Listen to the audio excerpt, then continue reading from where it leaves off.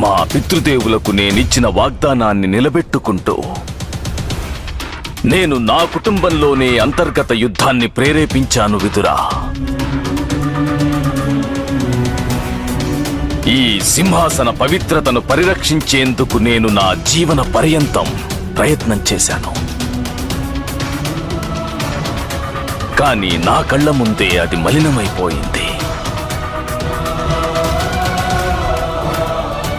నాకు తెలుసు, ఈ సింహాసనానికి నా రక్షణ లేకపోయుంటే దుర్యోధనుడు యుద్ధం చేయాలన్న సాహసం ఎప్పటికీ చేయలేడు. మీరు కేవలం మీ ధర్మాన్ని నిర్వర్తించారు పెద్ద తండ్రి.